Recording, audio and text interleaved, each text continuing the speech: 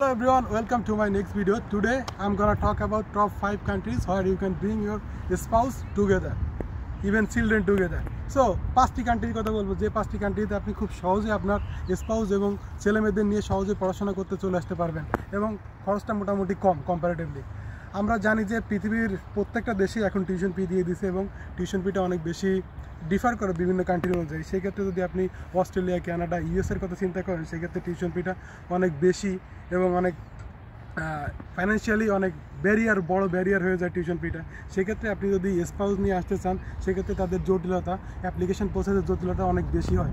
তো আজ আমি যে সহজ 5টি ইউরোপিয়ান কান্ট্রির কথা বলবো, সেই 5টি কান্ট্রিতে আপনি যদি কোনোভাবে অ্যাডমিশনটা সিকিউর করতে পারেন তাহলে খুব সহজে আপনি আপনার স্পাউস এবং চিলড্রেনদের নিয়ে আপনি চলে আসতে পারবেন এবং এখানে 100% ভিসার নিশ্চয়তা আছে। ফার্স্ট অফ অল যে কান্ট্রিতে সবথেকে সহজে আপনি আপনার স্পাউসকে আনতে পারেন সেটা হচ্ছে ফিনল্যান্ড। কেন ফিনল্যান্ড আসবেন? ফিনল্যান্ড হচ্ছে one of the Nordic countries এবং এখানে অনেক নর্ডিক লাইফটা অনেক উন্নত অন্যান্য ইউরোপিয়ান কান্ট্রির থেকে এবং এখানে আপনি পাবেন উন্নত জীবন মান। এখানে আপনার শিক্ষার মানটা খুবই ভালো এবং আপনি যদি স্পাউস নিয়ে আসেন তাহলে আপনি কন্টিনিউয়াস, আপনি যে স্টাডি পারমিটে আসবেন স্টাডি পারমিটটা হচ্ছে কন্টিনিউয়াস পারমিট এবং স্টাডি পারমিটে আপনার স্পাউসও কন্টিনিউয়াস পারমিট পাবে। সো আপনি যদি 4 বছর এখানে কন্টিনিউ করতে পারেন উইদাউট ব্রেকিং এনি রুলস তাহলে আপনি সহজেই পিআর পেয়ে যাবেন। সো এটা হচ্ছে অনেক বড় বেনিফিট। এছাড়াও রয়েছে আপনি যদি আপনার স্পাউস যদি এখানে আসার পর ফুল টাইম জব সিকিং সুযোগ পাবে, ফুল টাইম জব করতে পারবে। সেক্ষেত্রে হচ্ছে আপনার স্পাউস যদি জব না পায় কোনো কারণে সেক্ষেত্রে হচ্ছে কেলা নামে একটা অফিস আছে, সেখান থেকে আনএমপ্লয়মেন্ট বেনিফিট দেয় এবং এই বেনিফিটটা খুবই ভালো অ্যামাউন্ট আছে এবং এক্ষেত্রে আপনার একটা কিছু অ্যাপ্লিকেশন প্রসেস আছে, অ্যাপ্লিকেশন প্রসেসটা কমপ্লিট করতে পারলে আপনি সহজেই আনএমপ্লয়মেন্ট বেনিফিট পাবেন এবং যতদিন আপনার স্পাউস আনএমপ্লয়েড থাকবে ততদিন আপনি একটা ভালো মানের অ্যামাউন্ট পাবেন। সেটা আপনার টিউশন ফি দিতে অনেক সহায়ক ভূমিকা পালন করবে এবং লিভিং এক্সপেন্সেস, টিউশন ফি নয়, সেটা হচ্ছে আপনার লিভিং এক্সপেন্সেস দিতে খুব ভালো ব্যাকআপ দিবে। এছাড়াও যে বেনিফিটটা রয়েছে সেটা হচ্ছে আপনার যদি চিলড্রেন থাকে চিলড্রেনেরও একটা ভালো বেনিফিট পাবেন। ওভারঅল আপনার স্পাউস যদি কোনোভাবে কাজ পেয়ে যায় তাহলে আপনার টিউশন ফিটা তুলতে অনেক সুবিধা হবে। আর যদি আমি বাচ্চার এডুকেশন এবং হেলথ কেয়ারের কথা বলি সেক্ষেত্রে আপনি তো বাচ্চার এডুকেশন অলমোস্ট ফ্রি বলা যায় এবং চিকিৎসাও অলমোস্ট ফ্রি বলা যায় এখানে ইউরোপিয়ান কান্ট্রিতে। সো যদি আপনাদের বাচ্চা বা স্পাউস নিয়ে আসছেন সেক্ষেত্রে অনেক বড় বেনিফিট পেতে পারেন এখানে। সো আপনারা ফিনল্যান্ডটা কনসিডার করতে পারেন এক্ষেত্রে। নেক্সট যে কান্ট্রির কথা বলবো সেটা হচ্ছে নরওয়ে। নরওয়েতে আপনি কেন আসবেন? যদিও নরওয়ে কম্পারেটিভলি একটু টিউশন ফি বেশি, কিন্তু আপনি যদি নরওয়েতে একবার কোনো ইউনিভার্সিটিতে যদি ইউনিভার্সিটি কলেজ থেকেও যদি অ্যাডমিশন নিতে পারেন তাহলে আপনার ভিসা 100% গ্যারান্টেড। সো আপনি যদি আপনার আরেকটা বিষয় যেটা আমি ভুলে গেছি ফিনল্যান্ডের ব্যাপারটা, সেটা একটু মেনশন করি, সেটা হচ্ছে স্কলারশিপ। আপনার যদি রেজাল্ট একটু ভালো থাকে, আইএলটিএসের স্কোর ভালো থাকে তাহলে আপনি মোটামুটি একটা স্কোর দিয়ে আপনি আপ টু 100% পর্যন্ত আপনি একটা স্কলারশিপ পেতে পারেন, যেটা আপনার টিউশন ফি ওয়েভার থেকে শুরু করে আপনার ফাইন্যান্সিয়াল ক্রাইসিস একটু ঘুষবে।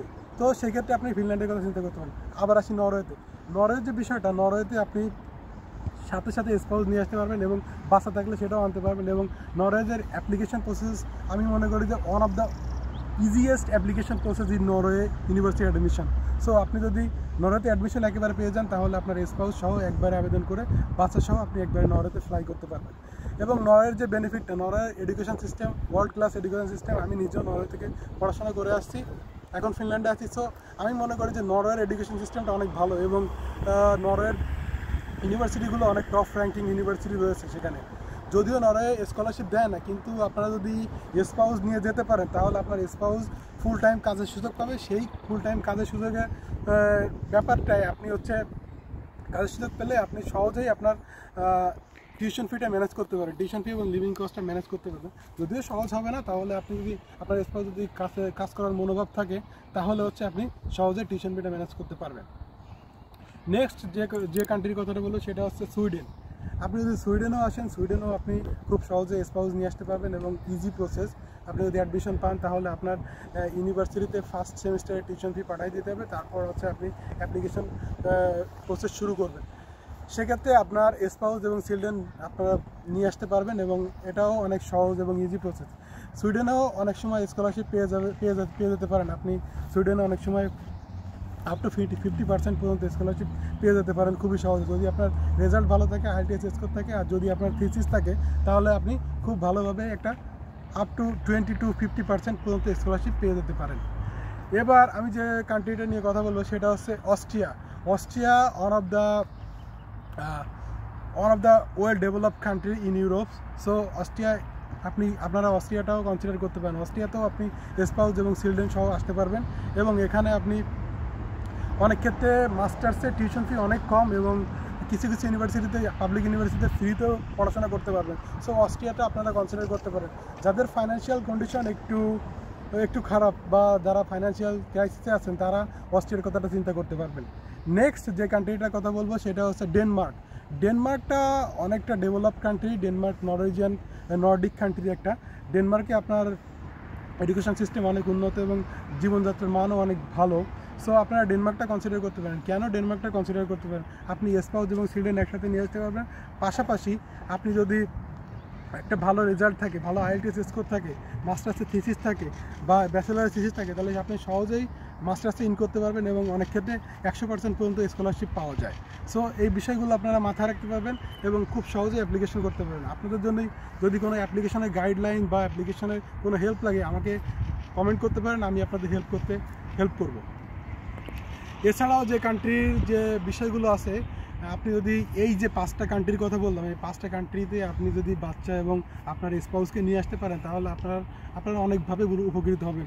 ফার্স্ট অফ অল আপনার বাচ্চা এবং প্লাস ইভেন যে স্টুডেন্ট সেও অনেক ক্ষেত্রে অনেকভাবে বেনিফিট পাবে। যেমন আপনার মেডিকেল এডুকেশন বাচ্চার, এটা খুবইভাবে অনেক অল্প মূল্যে, মিনিমাম মূল্যে আপনি পেয়ে যেতে পারেন। এছাড়াও আপনার হেলথ কেয়ার চিন্তা করতে হয় না বাচ্চার এবং অনেক সিস্টেমেটিক ওয়েতে আপনারা জীবনযাত্রা করতে পারবেন এবং একটা যদি জব পেয়ে যান এখানে এসে আসার পরে তাহলে আপনার টিউশন ফিটাও কভার করতে পারবেন এবং হ্যাপিলি ফ্যামিলি এখানে লিড করতে পারবেন আই থিঙ্ক। সো আজকের মতো এ পর্যন্তই, কথা হবে আগামী ভিডিওতে। সে পর্যন্ত ভালো থাকবেন। আর কোন দেশ সম্পর্কে জানতে চান, কোন দেশের কোন অ্যাপ্লিকেশন সম্পর্কে জানতে চান, কোথায় যেতে চান, কোথায় গেলে কী রকম সুবিধা পাবেন এবং কত IELTS স্কোর থাকা লাগবে, সব বিষয়ে জানতে আমাকে নক করুন, আমি আপনাদের হেল্প করব। প্রত্যেকটা ভিডিও দিয়ে ইনফরমেশন দিয়ে আমি আপনাদের সাহায্য করব। আমার চ্যানেলে জয়েন থাকুন, যুক্ত থাকুন, ভালো থাকবেন। দেখা হবে নেক্সট ভিডিওতে। Thank you, bye by.